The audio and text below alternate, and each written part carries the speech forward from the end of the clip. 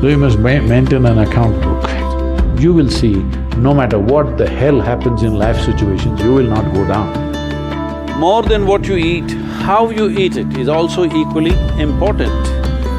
Check and see if you're still alive. If you are, just do this much for your sake.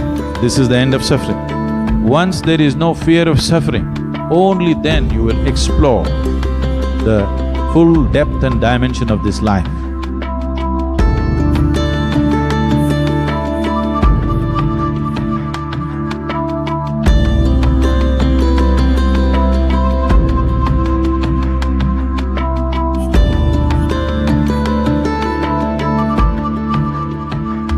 Outside challenges are many. There are many things in the world. Some things will happen, some things won't happen, some things will act for us, something will work against us. These things are happening all the time. But am I functioning for myself or am I functioning against myself?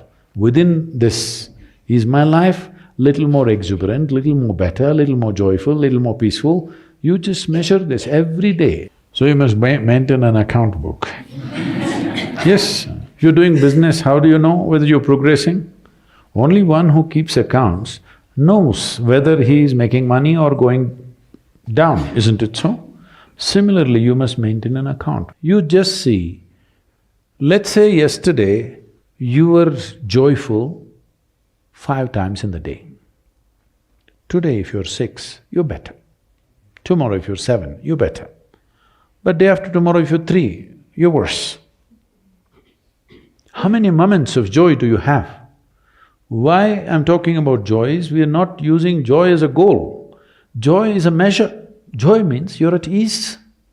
Joy means you become more of life than being a mental mess, isn't it? Joy does not mean that you attain to something.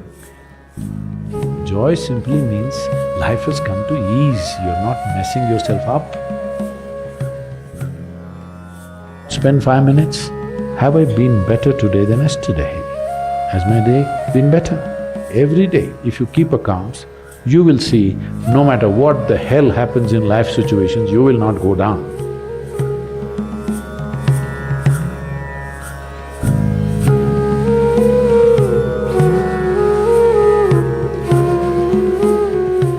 Here I'm not trying to tell you what to eat and what not to eat. You eat whatever you want. But being a human being, the most important thing is that you do it consciously. Whatever you do must happen consciously. Your selection of food and consumption of food also must happen consciously. More than what you eat, how you eat it is also equally important. When I say how you eat it, these are all live substances. Every one of them had a life of their own, whether it's a plant, animal, vegetable, every one of them had a life of their own. If you approach it with a certain sense of gratitude and reverence towards the food that you eat, when I say reverence, it may feel like too much for you, but I'm asking you, let's say we put you in a room and you had nothing to eat for 5 days.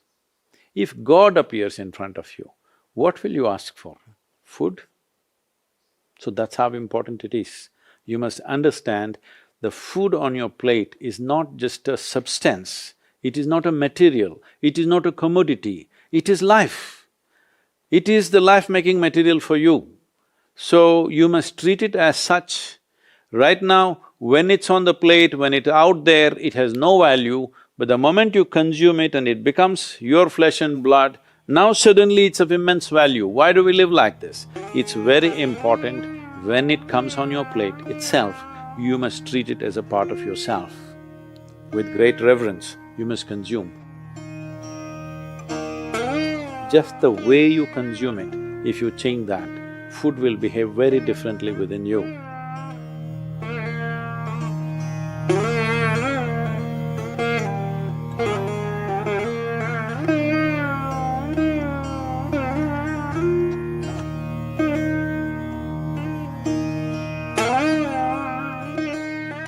The soil that you walk upon has a certain sense of intelligence and memory.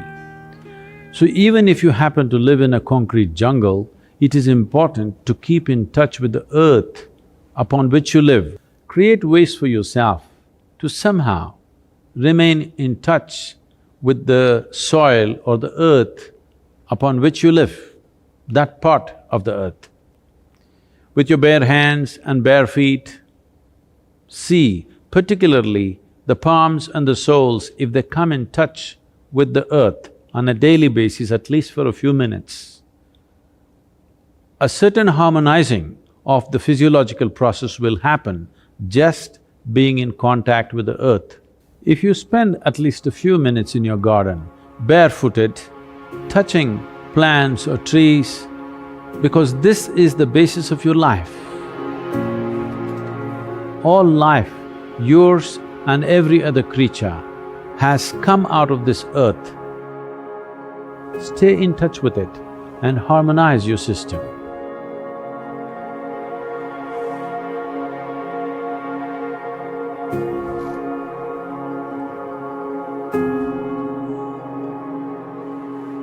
One thing is, before you go to bed, just sit in your bed just for 2 minutes.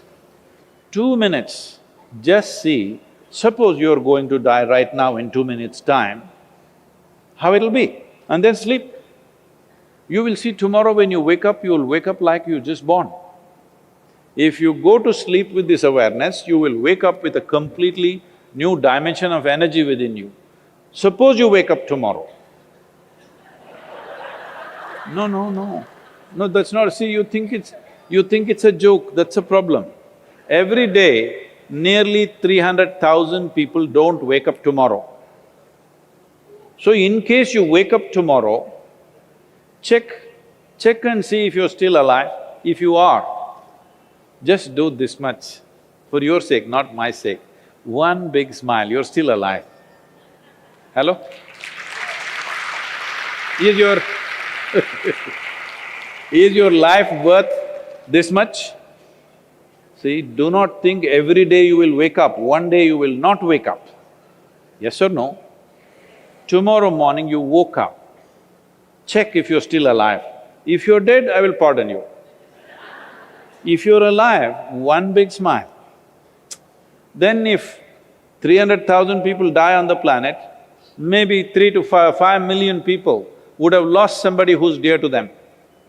So just check those 4 or 5 people who matter to you in your life, all of them still alive. One more smile. Hello? And you look at the watch, it's 7 o'clock and you're still alive. One more smile. Hello?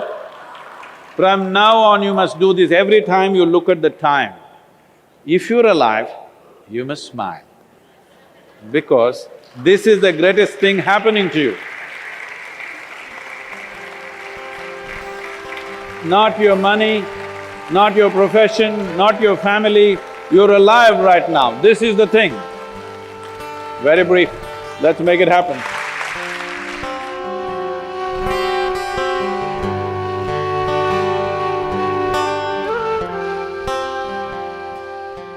Your ability to live well on this planet is essentially how well you can harness this body and this mind. Yes or no? So if you have to harness this the way you want it, it's very important. There is a little space between you and the body, there is a little space between you and the mind. Whatever suffering, any kind of suffering that you have known in your life has entered you either through the body or through the mind. Do you know any other kind of suffering? Do you know any other kind of suffering? Physical suffering, mental suffering. There's only 2 things you know, isn't it? If a little distance arises between you and the body, between you and the mind, this is the end of suffering. Once there is no fear of suffering, only then you will explore the full depth and dimension of this life. So, one thing we want to do is, we are bringing this what's called as Isha Kriya, which gives you a distance between you and your thought, between you and your body. If people experience this for 2 minutes a day, their lives will change. Definitely, I'm telling you. Once they know the freedom of it, you will not like anything. You will not like any drink or drug or whatever, because it is a much big high than that. Much big high than anything that you have seen. So one of the resolutions that you take for the new year is,